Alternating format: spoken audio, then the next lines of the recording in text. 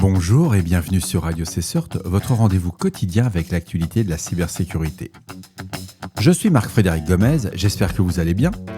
Nous sommes toujours le mercredi 14 janvier 2026, édition spéciale Radio CSERT Patch Tuesday de janvier 2026, épisode 547.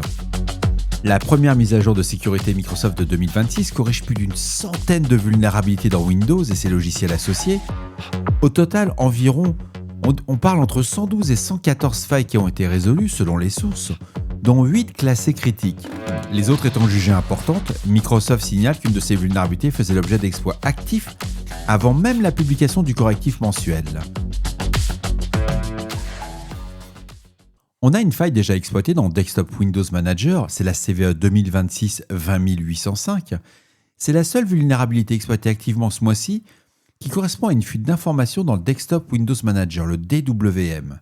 Bien qu'elle soit classée importante avec un score CVSS modéré de 5.5, Microsoft confirme que des attaquants l'utilisent déjà dans des attaques réelles.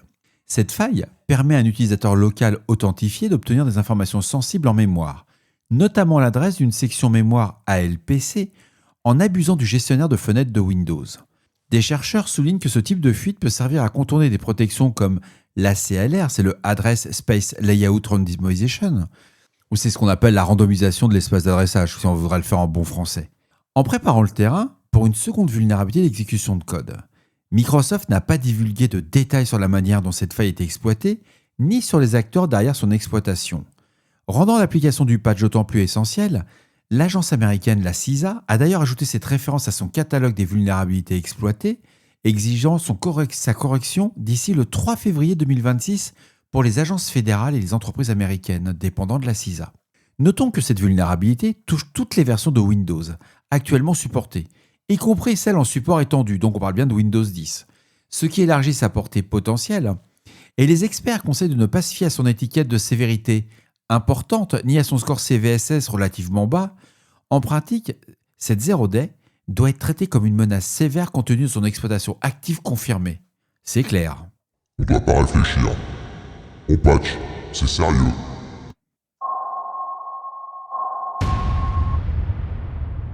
On a 8 vulnérabilités critiques à corriger sans tarder.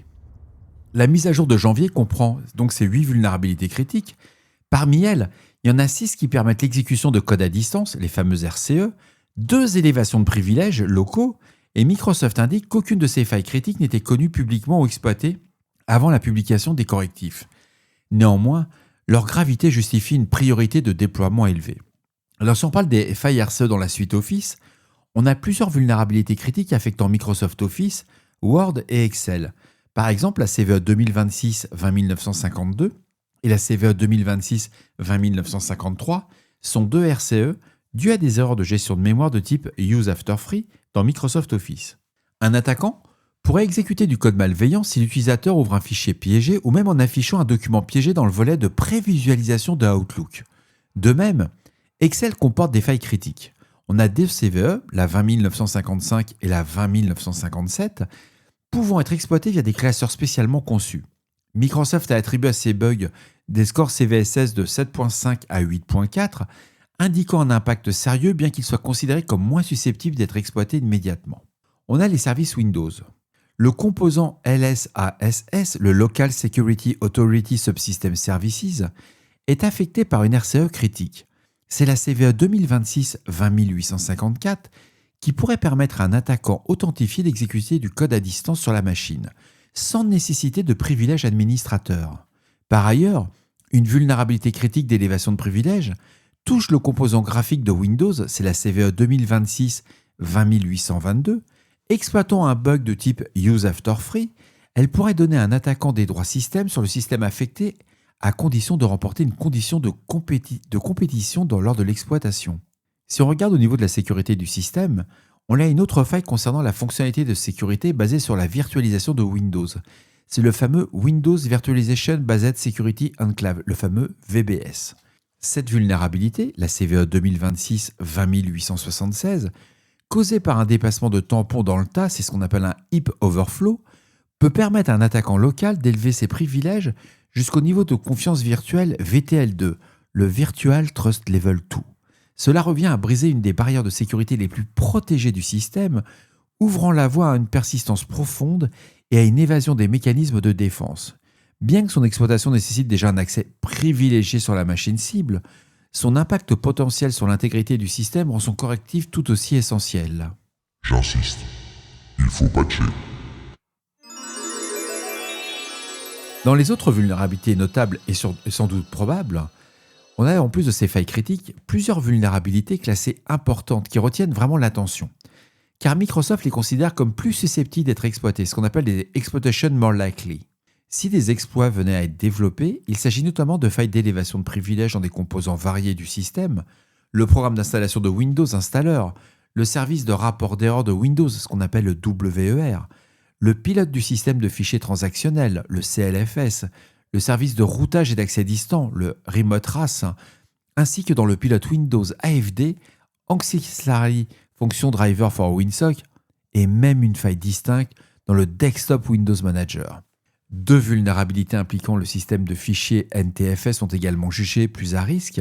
Elles sont référencées sous la CVE 2026-20840 et 2026-20922.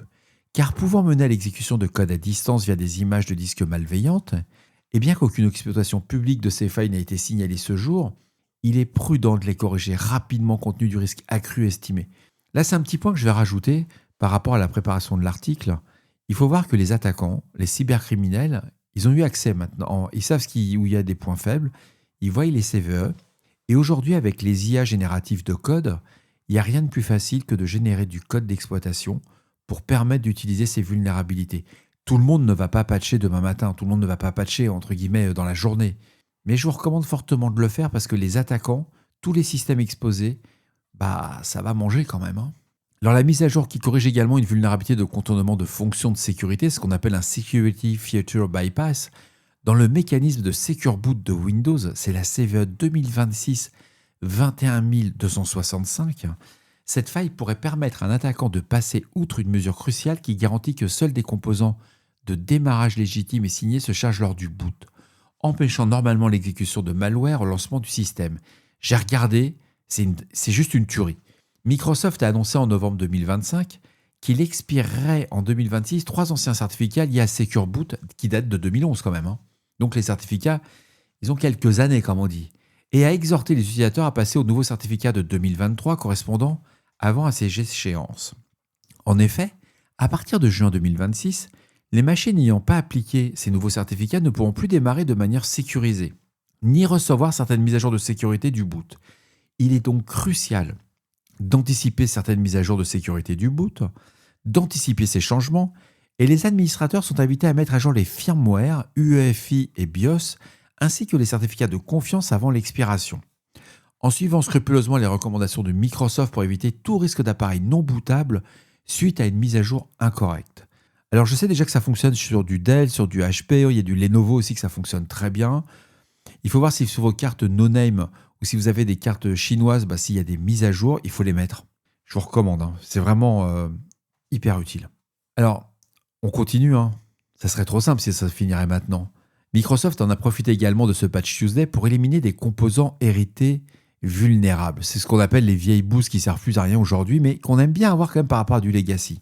Par exemple, dans la mise à jour de janvier, on a retiré 2 vieux pilotes de modem, ce qu'on appelle des Dial-Up 56K, donc c'est du bon modem pur et dur, que sont AGRS M64.6 et AGRS M.6, qui étaient encore livrés par défaut avec Windows. Ces pilotes étaient développés à l'origine par une société tierce aujourd'hui disparue. Elles contiennent une faille locale d'élévation de privilèges connue depuis 2 ans, c'est la CVE 2023-31096 avec un score CVSS de 7.8, pour lequel du code d'exploitation fonctionnel existait déjà. Désormais, ces fichiers ne seront plus présents sur les systèmes à jour. Même sans modem connecté, leur simple présence pouvait offrir un vecteur d'attaque qui permettait à un assaillant d'avoir un accès local, d'obtenir aussi les privilèges système, et ce n'est pas la première fois que Microsoft purge de tels composants. En octobre 2025, si vous vous souvenez, on avait un pilote de modem similaire, le LTMDM 64.6, qui avait été supprimé après son exploitation avérée dans des attaques ciblées.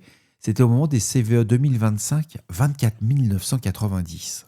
Ces mesures de nettoyage de pilotes obsolètes soulèvent toujours la question du nombre d'autres composants legacy vulnérables encore installés par défaut sur Windows. et qui pourrait être exploité de manière furtive par des attaquants tant qu'il reste en place. C'est un sacré patch Tuesday quand même, 114, c'est plutôt pas mal. Alors évidemment, il y a eu des autres mises à jour de sécurité chez les éditeurs. On peut constater qu'en ce début d'année 2026, de nombreux autres éditeurs ont publié des correctifs de sécurité, en parallèle de Microsoft. Mozilla, par exemple, a corrigé 34 failles dans son navigateur Firefox, dans les versions 147.